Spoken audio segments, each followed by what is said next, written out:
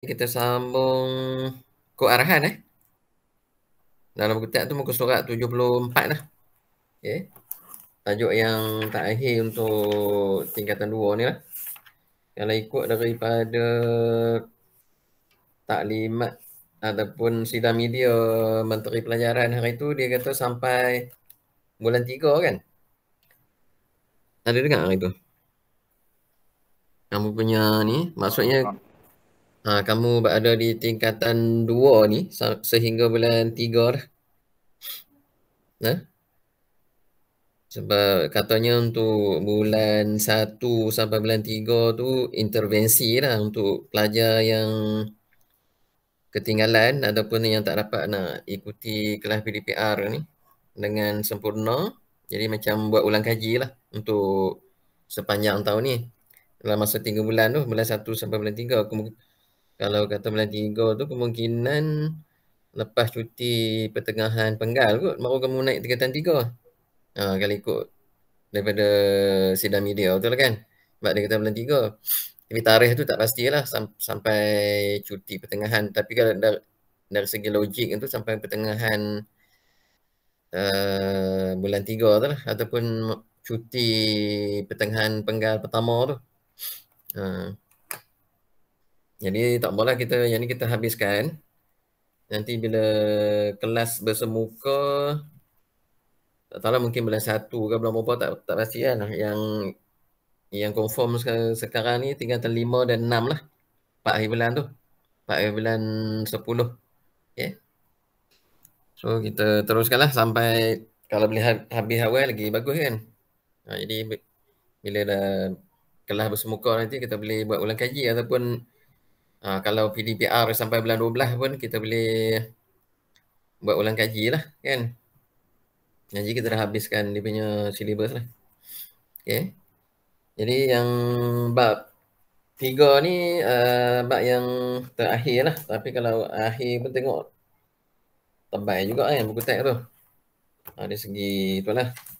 Tapi dia yang bahagian belakang tu dia banyak jawapan kan. Jawapan amali lah apa ke. Aktiviti. Dan juga soalan ni. Soalan latihan kot. Okay, dan jadual kod ASCII tu lah. Yang mereka. Tapi banyak lagi kan. Untuk bab yang ketiga ni, muka surat apa yang indeks ataupun isi kandungan tu. Kandungan, bab 3 dibagi kepada 2 bahagian.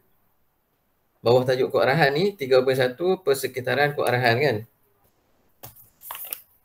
Sekarang kod arahan saya tengok dia punya sukatan tu. 78 yang ni 3 lah. 78. Okay, daripada sini lah. Dia bagi 2 pecahan lah. Persekitaran kod arahan dengan struktur. Okay. Kita nak tengok dia punya persekitaran dengan struktur kod arahan lah. Kan? Tapi dia banyak sub-sub topik tu lah. Yang persekitaran kod arahan ada 5. Okay, 3.1, 3.2. Ada 6 lah tu. 6 ke 7? 3, 4, 5, 6, 7. Okay. 3.3 tu dia pecah 3 pula. Kan? Kemudian struktur kod arahan 3.2 tu. Dia pecah lagi 6 lah. 6 subtopik. Okay. So banyak lagi lah walaupun satu bab kan. Tapi tak apalah sebab memandangkan kamu pun PT3 ditangguhkan kan untuk tahun ni. Jadi taklah kita terkejap-kejap nak habiskan syllabus, nak trial apa kan. Jadi kamu nak beruntung lah kan untuk tahun ni. Cuma SPM tu mau tak mau kena perhabis jugalah kan. SPM bulan 3 bulan 3 bulan 2 macam tu lah. Okay. So kita teruskan tadi 78 78 kod arahan dia punya standard kandungan dia ada ni lah 2 3.1 persekitaran kod arahan dan 3.2 struktur kod arahan. Okay, 2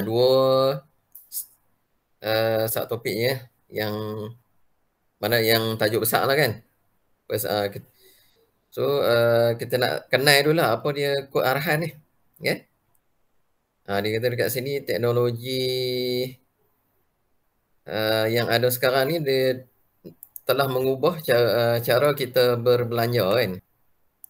Kalau lihat dekat keliling kita sekarang ni, teknologi yang ada kan.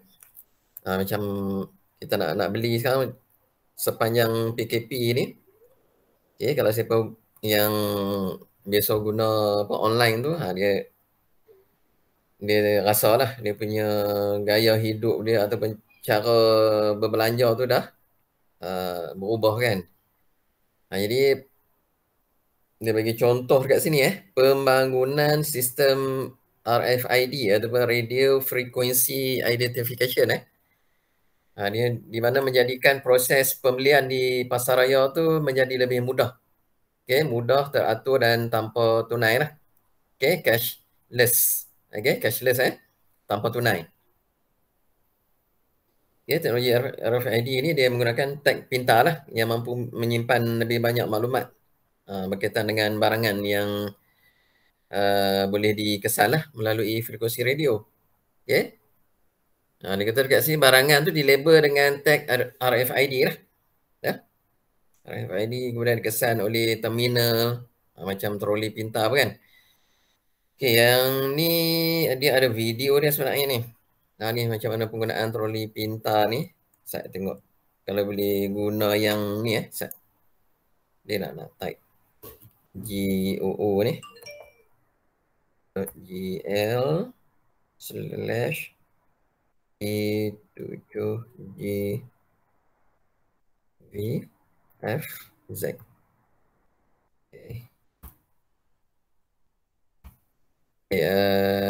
Cikgu try.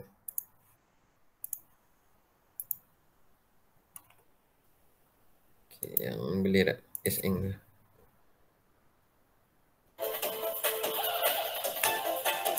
Okay, boleh nampak dia punya ni YouTube Okay, sangkut-sangkut. Boleh lah. Ni contoh okay.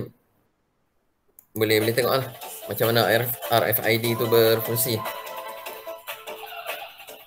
Okay, di sebuah pasaraya lah. Daripada pintu masuk tu. Ni feature kad. Dia masukkan kad dekat mana? Troli lah. Dia scan lah. Okay, dia letakkan kad tu, maknanya dia punya pengimbas tu dia boleh scan lah maklumat customer tu.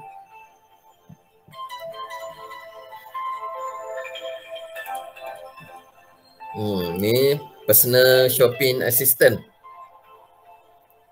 Shopping list semua dah ada dekat situ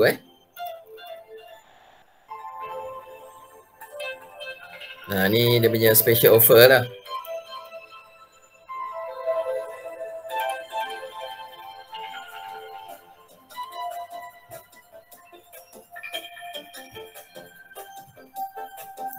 Intelligence skill.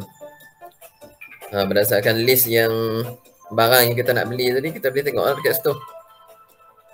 Ni penimbang penimbang pintar. Dia letak tu nanti naik harga lah kat situ. Dia scan jenis barang, berat berapa kan. Dan juga harga lah. Nak cari apa? Serial biji ni kan. Siap ada map ni kan. Barang tu ada dekat mana kan. Okay, rak nombor berapa. Okay.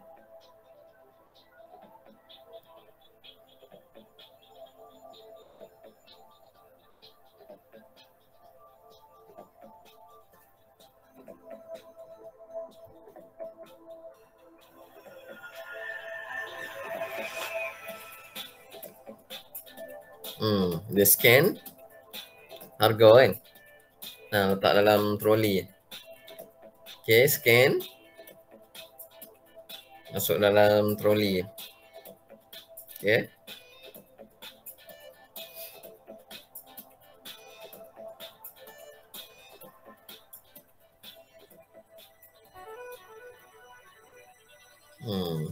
Dia punya rak lah, rak pintar ni. Smart Chef kan.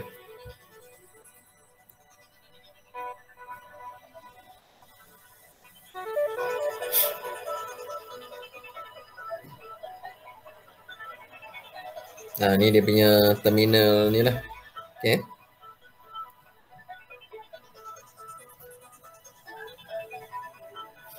Semua menggunakan gelombang-gelombang ni RFID ni.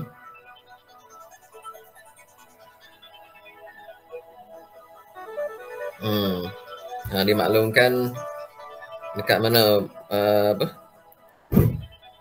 susu tu dah berkurangan kan, tinggal lebih kurang 2 kotak lagi lah dekat rak tu. Dia hantar dekat pekerja kan, dan pekerja akan dapat mesej lah rak mana yang barang tu dah kurang. Dia only 2 milk product. Okay, mana tinggal 2 lagi maki tu.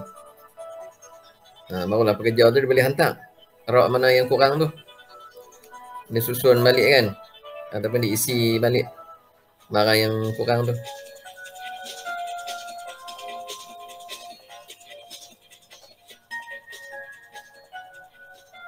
Ni iklan lah, on sale. Okay,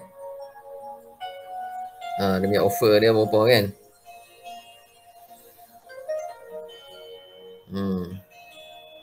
Jadi senang lah kita nak buat pilihan barang mana yang ada offer.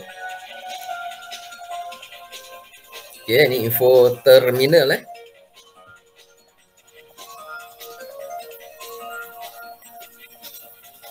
boleh scan produk juga.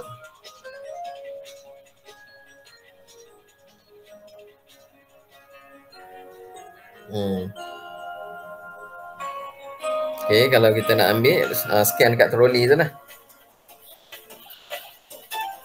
Dia akan masuk dekat shopping list lah. Ni kita nak buat pembayaran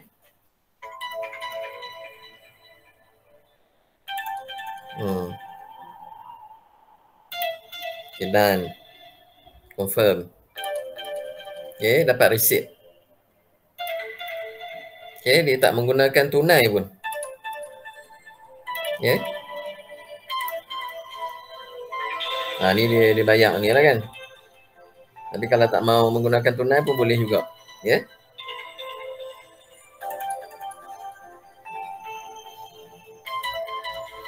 Ni self checkout lah.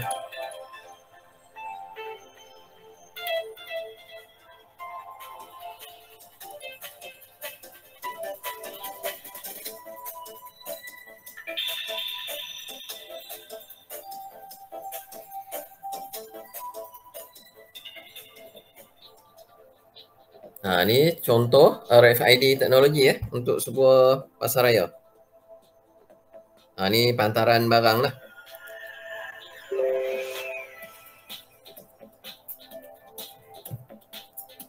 Radio frequency identification lah.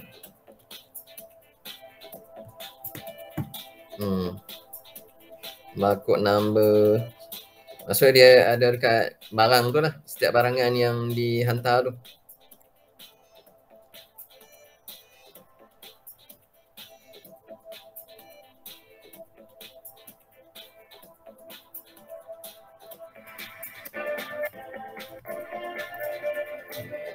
Okay.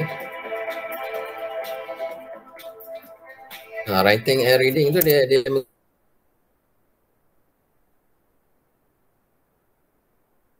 menggunakan apa? Radio signal no contact, no line.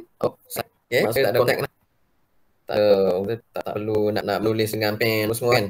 Akan tulis dan baca menggunakan radio signal lah, ataupun isyarat radio. Dia tak perlukan power source. Okay, tak perlukan ni lah. Sebab dia isyarat radio ni, gelombang kan.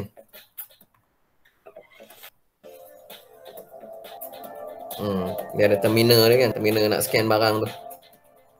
Okay. Daripada gudang apa?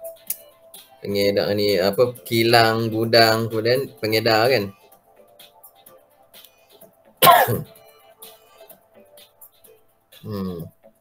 Inventory management. Okay, macam mana kita nak menguruskan inilah inventory kan. Barang-barang yang masuk ke pasaraya tu. Okay. Automatic registration of articles. Ya, automatic dia akan daftarkan dalam senarai barang yang untuk diterima tu lah. Ya. Ini mudah lah kan, menjimatkan masa.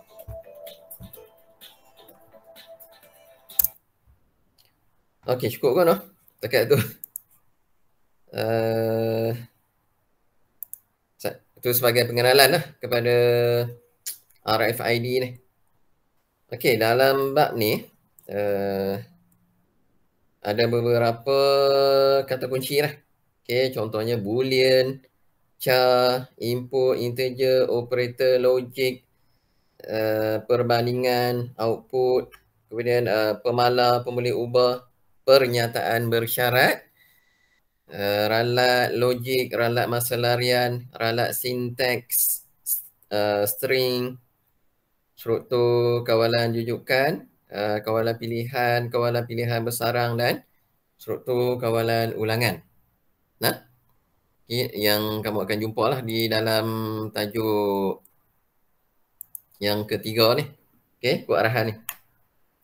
Okey, jadi kata kunci ni kamu dah biasa dengar kan? Semua kan? Tak ada yang baru first time dengar perkataan mana? Boolean, pernah dengar boolean? Tak Tak kan?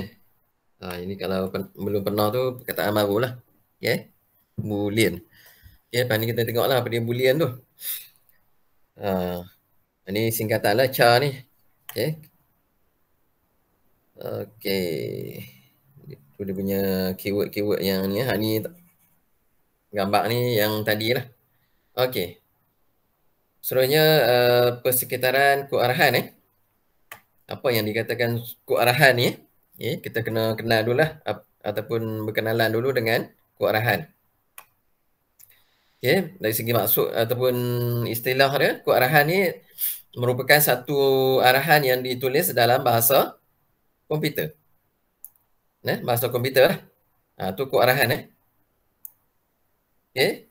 Satu arahan, masa kita nak mengarahkan komputer melaksanakan apa yang kita nak. Tu maksud dia. Kita arahkan komputer, jadi mestilah kita tulis dalam bahasa komputer kan. Bahasa komputer untuk mengarahkan komputer melaksanakan sesuatu tugasan. Itu maksud dia. Okay, satu set kod arahan yang disebut segmen kod. Okay, segmen kod.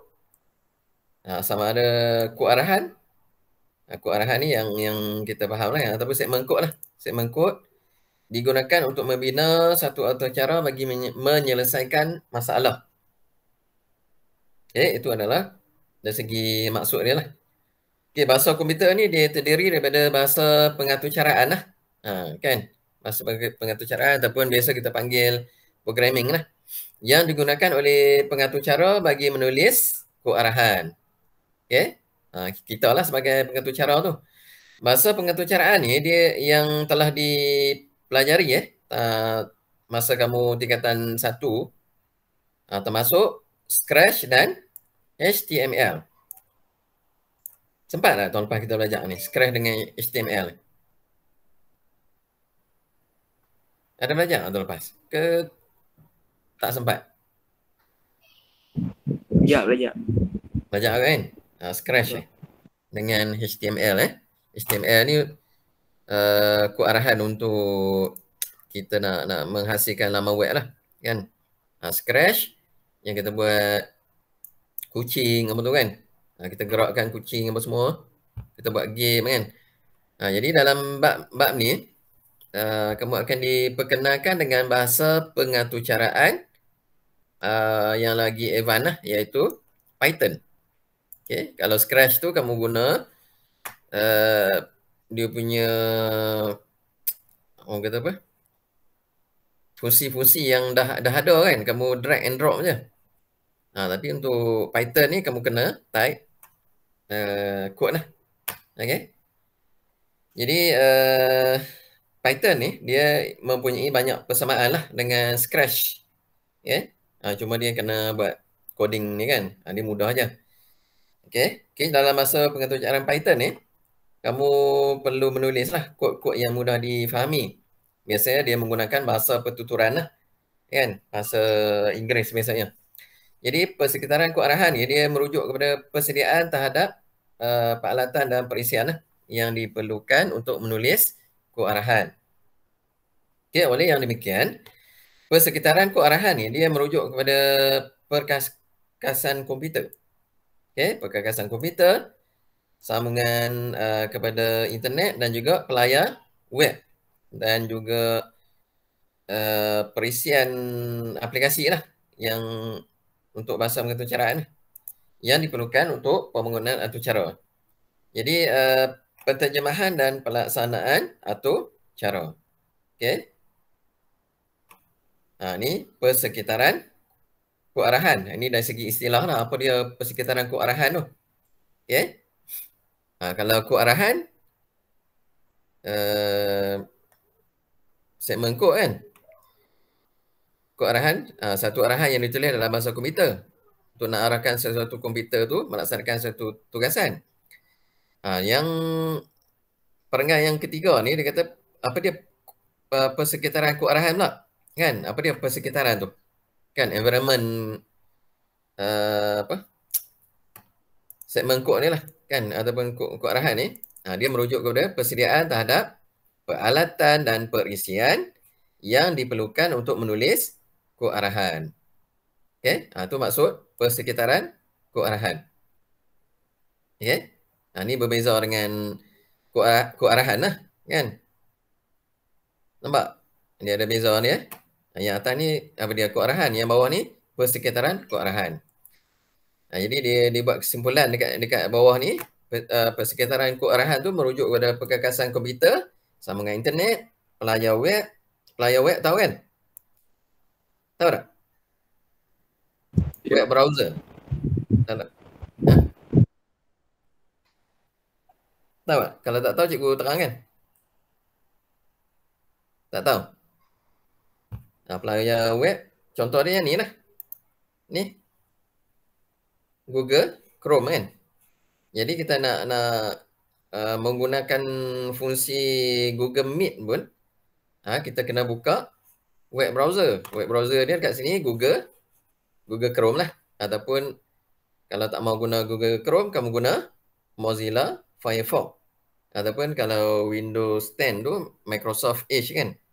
Ataupun yang lama sikit Internet Explorer. Ni web browser. Kalau tak ada ni, kita nak menggunakan Google Meet pun tak boleh kan. Dia mesti ada pelayar dia lah. Pelayar web tu. Ataupun web browser. Okay. Macam kita nak belayar lah, mesti ada kapal kan. Tak ada kapal, kita nak belayar dengan apa? Nak guna slipper kan.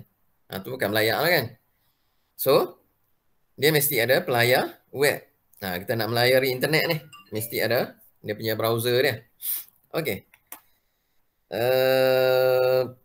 Itu yang dikatakan web browser kan, ataupun pelayar web. Okey, dan perisian. Dia tadi semua dah ada kan. Kita ada perkakasan komputer, maksud komputer lah, perkakas komputer tu.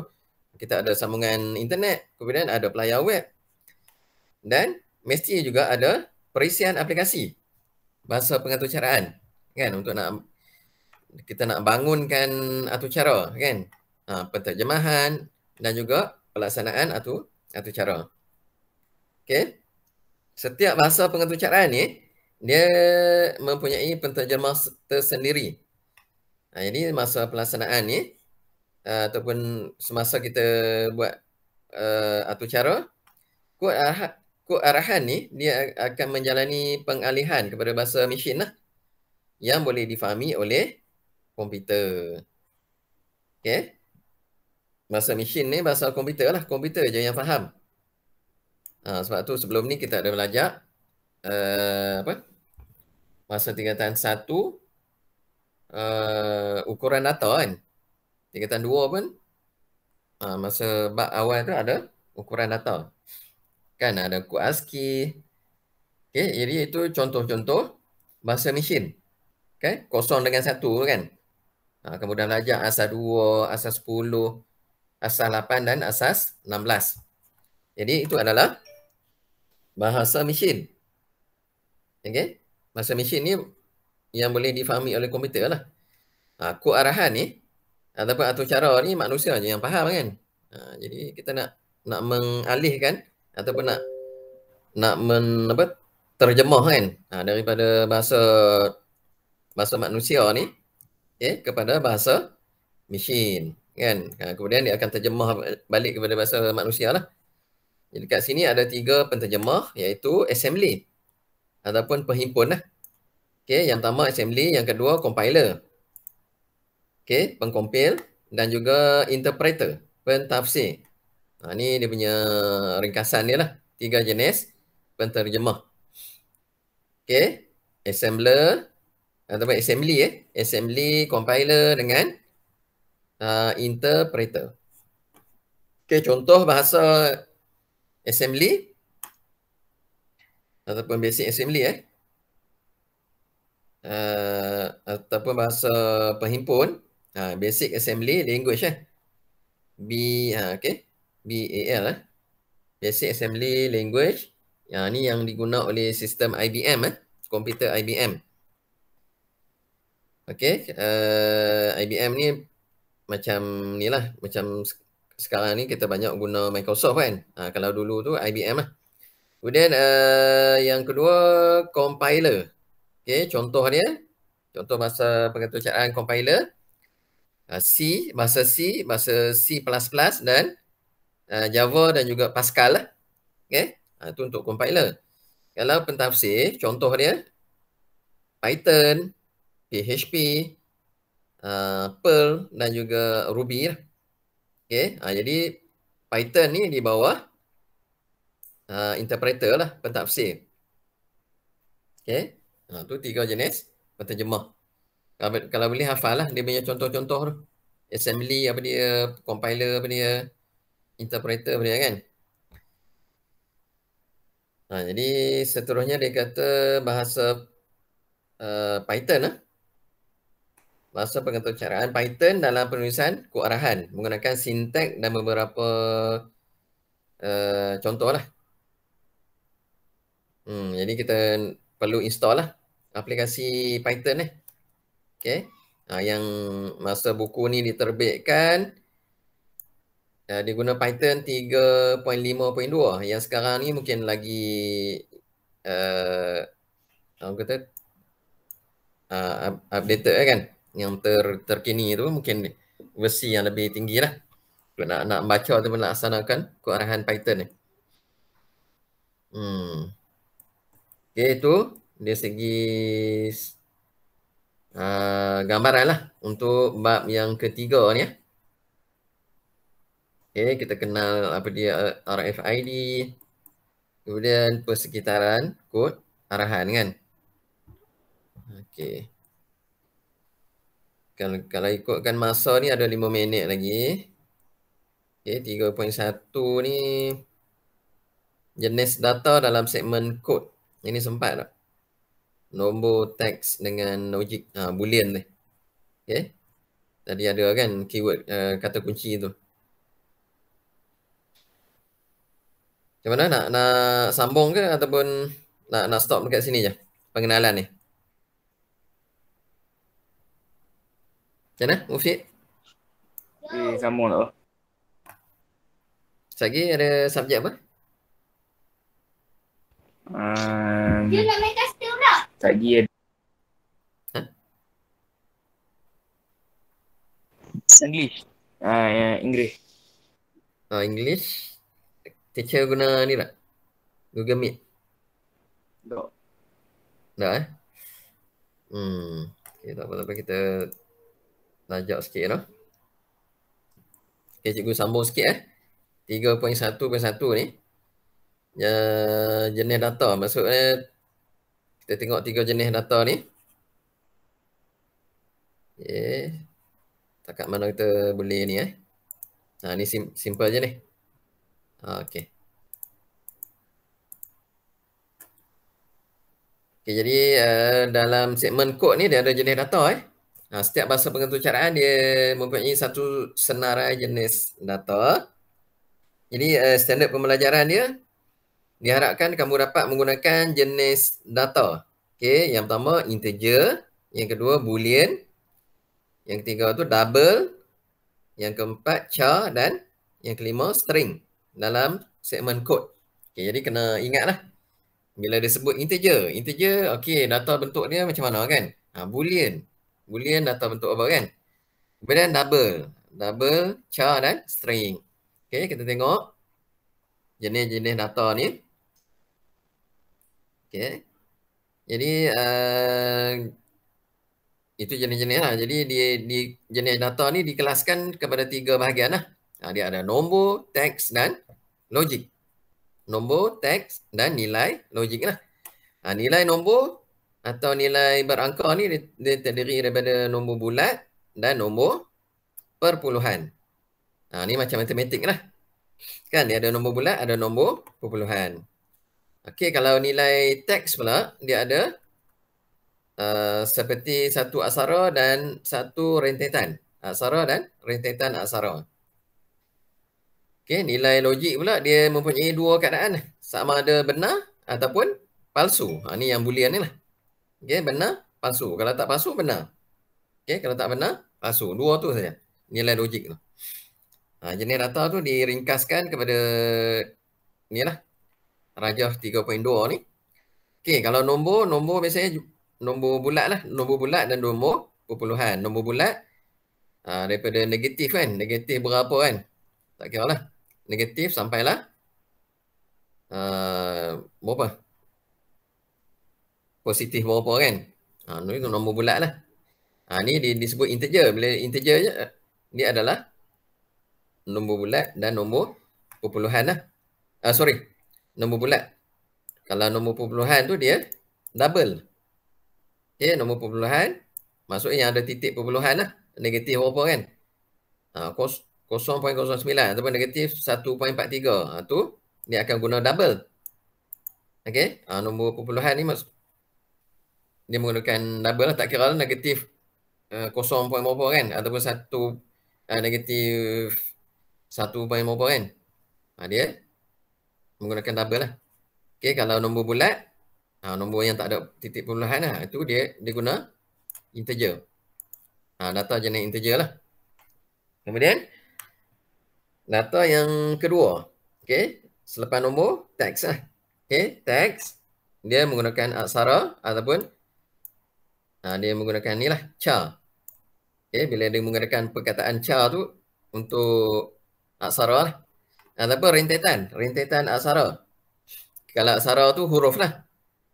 A, B, C dan simbol-simbol lah. Tu char ataupun aksara kan. Rentetan aksara ni ataupun string, gabungan aksara lah. Rentetan ni gabungan lah. Dia gabungkan ABC tu kan. Menjadi contohnya perkataan Malaysia. Kan? Dia gabungkan M, A, L, A, Y, S, I, A. Ni rentetan aksara lah. Ataupun disebut sebagai string. Bila menggunakan string tu, perkataan lah.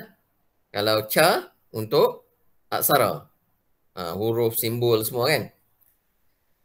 Okay. Kalau logik pula, sama ada benar ataupun palsu. Kalau benar, true lah.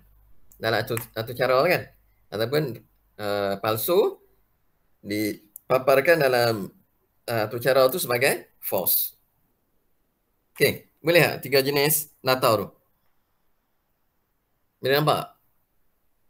Beza dia dekat mana? Integer, double, char, string, boolean. True or false. Boleh faham tak dekat tu? Ya. Kena hafal lah ni. Integer dengan double apa dia. Kena ingat Kena ulang-ulang lah. Untuk nak lebih ingat kan. Nak memudahkan kamu ingat, kamu ulang. Ulang ni integer dengan double ni ulang sampai 10 kali teman. Integer double untuk nombor. Teman kamu buat cerita lah. Buat guna akronim ke apa kan. Jadi kamu ingat. Okay, integer dan double nombor. Char dengan string untuk teks. Char ni dalam bahasa Inggeris apa? Singkatan daripada karakter apa? Kan? Untuk aksara kan? Aksara ataupun huruf lah. Dia tak sebutkan huruf saja sebab dia ada nombor dan juga simbol ni. Kan? Nombor-nombor dan simbol-simbol pun terlibat. Jadi kita tak boleh sebut huruf sajalah. Okay, kalau string untuk rentetan daripada aksara ni. Maksud kombinasi lah ataupun gabungan aksara. Dia jadilah string. Boolean ni senang lah nak ingat. True or false kan. Okay, tu 3 jenis data. Nombor, tag dan nilai logik ataupun boolean. Okay, ni yang kita sebut awal-awal tadi kan. Kita sebut boolean tu. Okay, true ataupun false. Okay, tu 3 jenis data di dalam kod arahan lah. Okay. Kena ingat kadang soalan ni dia akan tanya ni. Berikan 3 jenis data di dalam kod arahan. Kena tahulah. Nombor, teks dan boolean. Nilai logik. Okey, dalam pengaturcaraan ni, pemboleh ubah ditarifkan sebagai jenis data lah. Dalam ataupun pada permulaan aturcara tu. Pemboleh ubah maknanya dia ada ni macam matematik lah. Dia ada pemboleh ubah tu. Jenis-jenis data ni perlu diketahui lah kan oleh murid kamu lah kan supaya dapat membezakan setiap jenis data dan kegunaan. Jadi kamu juga perlu mampu menggunakan pemboleh ubah yang dipilih lah dengan jenis data yang sesuai bagi aturcara yang bakal dibangunkan. Jangan letak pemboleh ubah yang tak kena pula kan. Contohnya kamu nak letak nombor tapi kamu letak string. Salah lah kan. Jadi dapat output yang tak sepatutnya lah. Contohnya kamu nak bangunkan satu sistem tu, nak minta pendaftaran pengguna kan. Mesti nak pengguna dia mesti type nama kan. Okay, dia nak type nama takkan nak menggunakan nombor. Dia mesti menggunakan huruf. Kan, dia menggunakan huruf. Jadi dia mesti apa dia? Sama ada char ataupun stringnya kan. Biasanya stringnya, data jenis string ataupun char lah. So kalau kamu letak integer ataupun double, salah lah. Sebab integer dan double tu untuk nombor. Kecuali lah kamu nak suruh pengguna tu masukkan nombor kad pengenalan. Kena letak apa? Integer lah. Nombor IC kan. Data bentuk integer kan. Masa kamu isytihar di dalam aturcara ni lah, kod aturcara ataupun segmen kod tu. Ni dia diterangkan apa dia integer. Okay, integer nombor yang tidak mengandungi bahagian pecahan dan tidak mempunyai titik perpuluhan lah. Okay, ni nombor bulat lah. Okay. Ni contoh dia ni. Okay.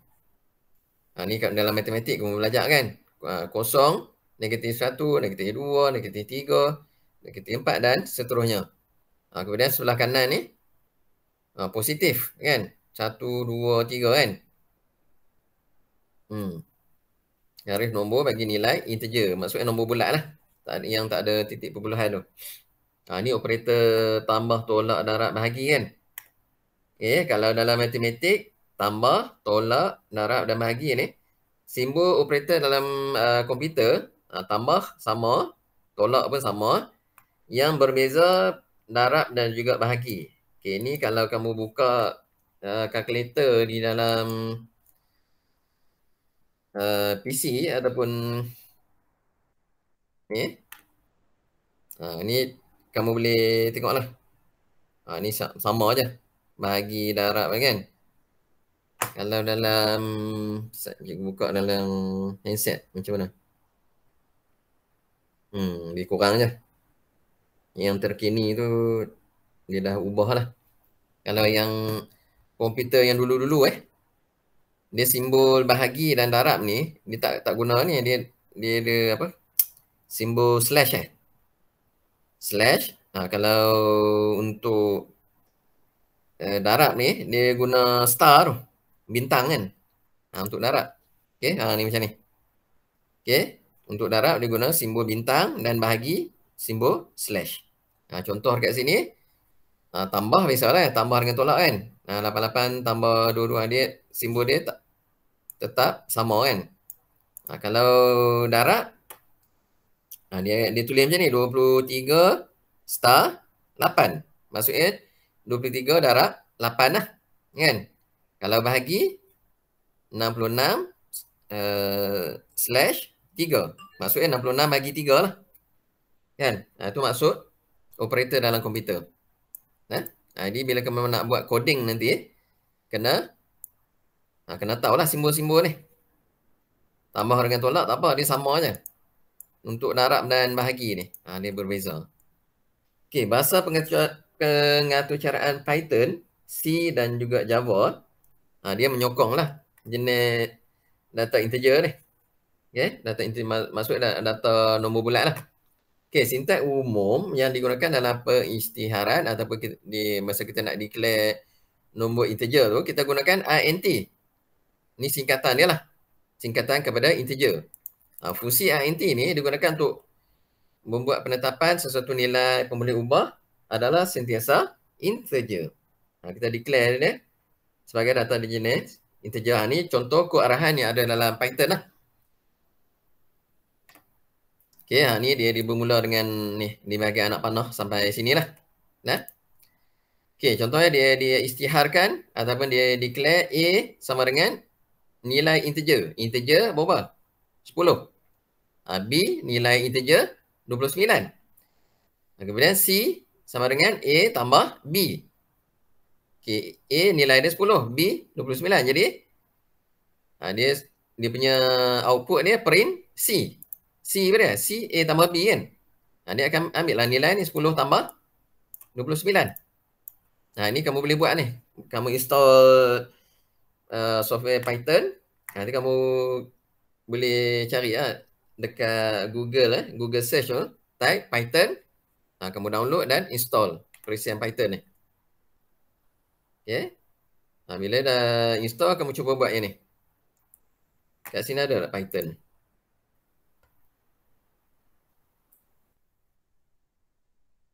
Python. Ni dah ada Atau dah install ke belum ni?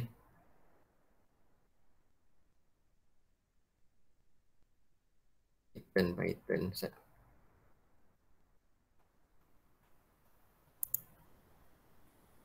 Oh, tak ada dalam ni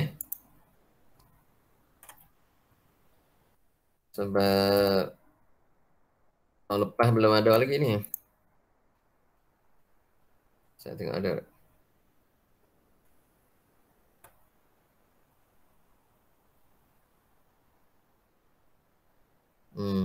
Nak kena install lah. Ini jadi belum install Jadi kalau kamu install nanti, kamu akan dapat dia punya feature dia lebih kurang macam ni lah. Window dia kan. Kamu type je lah, ikut daripada buku tag ni. Okay, dia punya coding daripada A tu sampai print. Okay, nanti dia akan papal lah output dia. 10 tambah 29 tu, output dia adalah 39. Okay. Ini tujuan dia kata dekat sini pun boleh ubah A tu akan sentiasa memegang nilai integer apabila fungsi int digunakan ni. Okay, int ni. Maksudnya dia takkan paparkan titik perpuluhan tu. Output dia pun nombor integer lah, nombor bulat kan. Okay. Kemudian double pula macam mana? Double juga sejenis data yang mewakili nombor. Okay, perbezaan antara double dan integer ni, nombor yang diwakili oleh double, nombor yang ada pecahan. Ni ada titik perpuluhan tu. Ni negatif 1.5, negatif 2.5, 3.5 kan. Kemudian kosong. Okay. 1.5, 2.5, 3.5. Okay. Di antara ni lah. Kan. Ni kosong pun kosong point berapa kan. 0.1, 0.5. Okay. Maksudnya yang ada titik perpuluhan lah. Ni dia kata C++, C hash kan. Dia mengiktiraf double lah sebagai jenis data. Tetapi bahasa pengaturcaraan Python tidak menyokong data jenis double. Jadi kamu nak buat Python nanti, jangan guna double pula. Tetapi untuk nombor apa ni dia panggil? Nombor bulat, bukan nombor bulat, nombor pecahan ni. Okay. Dia menggunakan float. Kan? Sebagai menggantikan double lah. Sebab Python dia tak sokong lah. Maksudnya kalau kamu type double, dia pun pening. Python akan pening lah. Dia tak boleh nak mengeluarkan ataupun nak paparkan output. Jadi sebagai ganti dia kamu guna float. Kan? Untuk nombor ni. Nombor pecahan yang ada titik perpuluhan. Okay? Okay, perbezaan jenis data double dan float ialah penggunaan memori dia. Tu beza dia. Dia ada beza sikit antara data jenis double dan float dari segi memori yang digunakan untuk nak isytihar double dan float tu. Okay. Apabila sesuatu boleh ubah diisytihar sebagai double, memori sebanyak 64 bit. 64 bit ni besar lah. Okay, double 64 bit. Kalau kamu guna float, dia guna memori dia sebanyak 32 bit saja. Jadi float ni untuk Python, jadi dia guna 32 bit lah. Dia tak guna 64 bit. 64 bit tu untuk C++ dan juga C hash tu lah. Ni contoh dia. Tanda negatif positif. Dia menggunakan 1 bit. Ini untuk double kalau nilai sebelum titik perpuluhan 11 bit. Ni kalau selepas titik perpuluhan 52 bit. Okey. Maksudnya kalau ada negatif 1 bit dia guna kan. Sebelum tu sebelum titik perpuluhan 11 bit. Maksudnya 1 point tu kan. 1 point berapa kan? 1 lepas tu titik perpuluhan dia guna 11 bit. Selepas titik perpuluhan tu 1.25 contohnya kan. Dia guna 52 bit. Sebab dia selepas titik perpuluhan tu dia nilai dia lagi besar kan. Tu untuk double. Kalau float negatif 1 bit juga lah. Tapi untuk nilai sebelum titik perpuluhan 8 bit sahaja. Manakala untuk selepas titik perpuluhan 23 bit. Dia bezalah dengan double ni. Tu beza dia kan. Ni ikut arahan untuk C++ lah. Melakukan pengiraan mudah data ataupun jenis data double lah. Okay, data jenis double ataupun data jenis double mana-mana lah. Okay, double. Ni bukan untuk Python Ni sebab dia guna double kan. Double number 1, double number 2, double number 3. Okay, jadi ni C++. Contoh penggunaan C++ lah. Ni output dia. Nilai double pertama apa dia. Nilai double kedua. Nilai double ataupun hasil tambah dua-dua nombor tu. Okay. Ni. Jadi highlight kan ni. Ni yang output yang dipaparkan lah. Ni yang dalam kurungan ni kan. Ni yang buka dan tutup kata. Ni dia punya output ni lah. Nilai double pertama. Nampak? Nilai double pertama.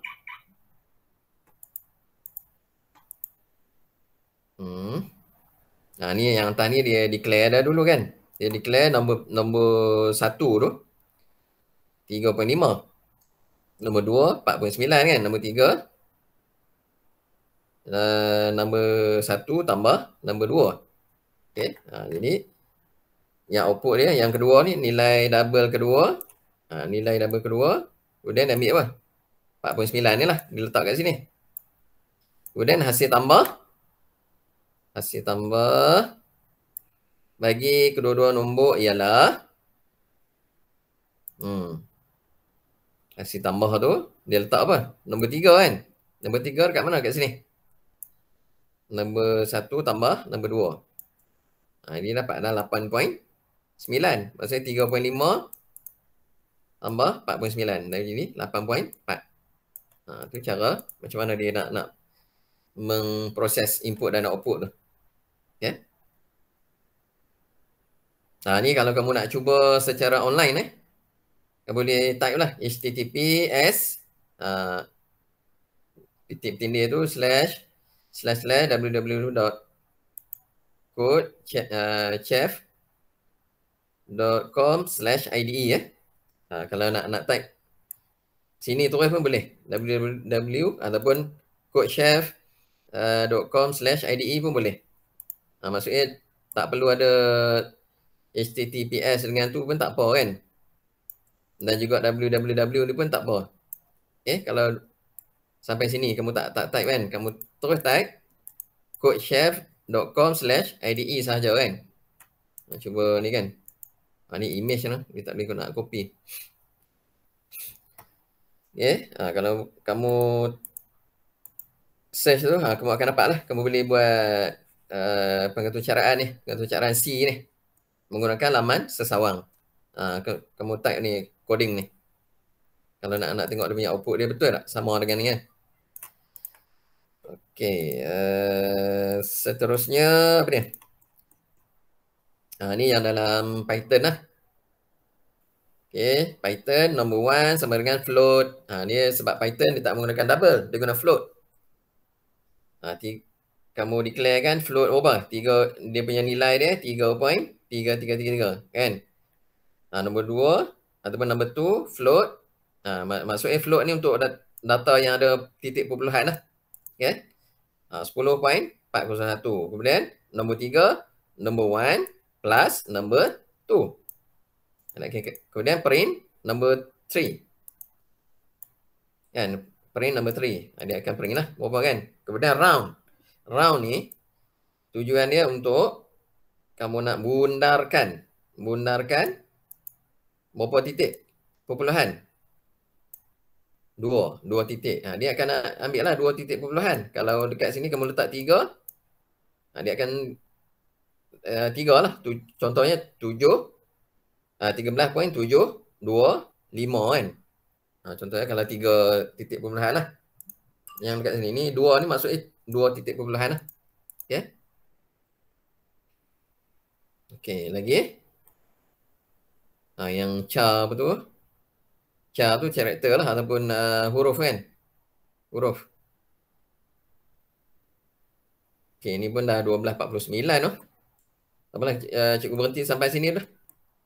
Dah lajak dah.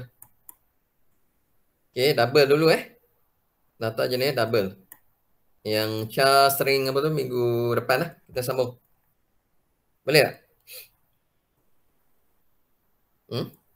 Cikgu berhenti sampai float ni.